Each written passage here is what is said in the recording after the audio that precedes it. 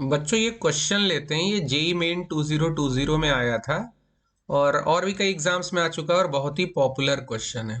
Popular question, अच्छे question वो होते हैं कि एक ही क्वेश्चन में कई सारे चैप्टर्स के कंसेप्ट्स इन्वॉल्व हो जाएं। अब बताइए, इस एक क्वेश्चन में रोटेशनल डायनेमिक्स में मोमेंट ऑफ इनर्शिया का कंसेप्ट और एसएचएम का पूरा कंसेप्ट इन्वॉल्व है।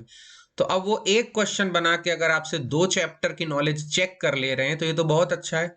तो चलिए इस क्वेश्चन को देखते हैं, बहुत ही अच्छा सवाल। A ring is hung on a nail, it can oscillate without slipping or sliding in its plane with a time period T1। पहले इतना समझ लेते हैं, ये रिंग जो है वो अपने प्लेन में ऑसिलेट कर रही है। अपने प्लेन में ऑसिलेट करती हुई इस तरह से दिखेगी जैसे आप वीडियो में देख रहे हैं। ये अपने प्लेन में ऑसिलेट कर रही है रिंग। फिर कह रहे हैं कि ये रिंग बैक एंड फोर्थ भी ऑसिलेट कर सकती है अगर इसको नेल से एस से लटका दें, और जब बैक एंड फोर्थ ऑसिलेट करती है तो इसके ऑसिलेशन का टाइम पीरियड T2 है और T1 और T2 का हमको रेशो निकालना है। थोड़ा सा मैं पीछे जाऊंगा कि ये हो क्या रहा है। आप कोई भी रिजिड बॉडी, रिंग हो, डिस्क हो, रॉड हो, उसको लटका के इस तरह से ऑसिलेट कराते हैं तो इसे फिजिकल पेंडुलम कहते हैं। जरूरी नहीं है रिंग हो, आप डिस्क लटका दीजिए, रॉड लटका दीजिए, इसकी जगह स्फीयर या सिलेंडर कुछ भी किसी सस्पेंशन पॉइंट एस से लटका दीजिए और ऑसिलेट कराइए तो इसको फिजिकल पेंडुलम कहते हैं। बच्चों, किसी भी फिजिकल पेंडुलम के टाइम पीरियड का मोस्ट जनरल फॉर्मूला होता है T equal to 2 pi under root IS upon MGL। अरे रुको रुको, मैं बता रहा हूं ये सब क्या है, परेशान मत हो। IS जो है वो इस बॉडी का मोमेंट ऑफ इनर्शिया है सस्पेंशन पॉइंट के अबाउट। S जो है वो सस्पेंशन पॉइंट है, और यहां जो आपको L दिख रहा है वो सस्पेंशन पॉइंट और CM के बीच का डिस्टेंस है। C और S के बीच का डिस्टेंस होता है।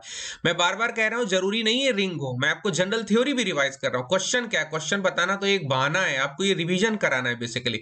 तो C centre of mass, S suspension point, और ये जो IS है ये S के अबाउट मोमेंट ऑफ इनर्शिया। अब सवाल ये कि जिस तरह से ये रिंग ऑसिलेट कर रही है या यूं कह ले बार बार रोटेट कर रही है, S के अबाउट मोमेंट ऑफ इनर्शिया क्या होगा।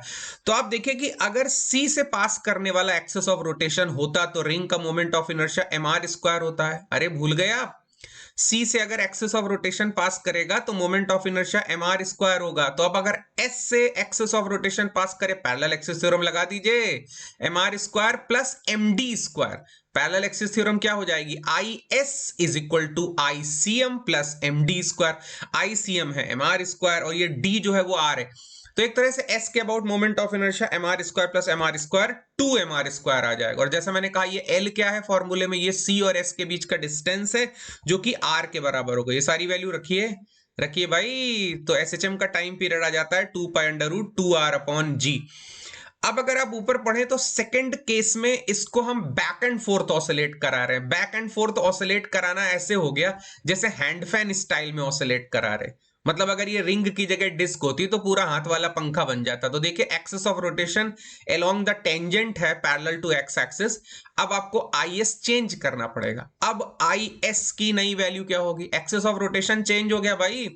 पहले एक्सिस ऑफ रोटेशन ऐसे था, रिंग के प्लेन के परपेंडिकुलर था, और अब जो एक्सिस ऑफ रोटेशन है वो रिंग के प्लेन में है along the tangent parallel to x axis. अब IS कितना होगा, तो ये बताइए, अगर यही एक्सिस CM से पास करता तो डायमीटर होता। रिंग का डायमीटर के अबाउट मोमेंट ऑफ इनर्शिया नहीं पता, रिंग का डायमीटर के अबाउट मोमेंट ऑफ इनर्शिया होता है हाफ mr²। तो S के about half mr² plus mr² यानी 3/2 mr²।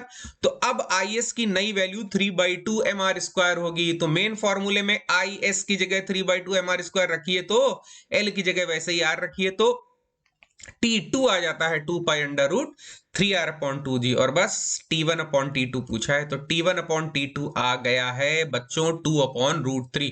तो इस तरह से A ऑप्शन सही हो जाएगा। इस तरह के क्वेश्चन करते रहिए, इस तरह के क्वेश्चन जरूर करें जिसमें एक क्वेश्चन हो और कई सारे चैप्टर्स के कंसेप्ट उसमें इन्वॉल्व हो।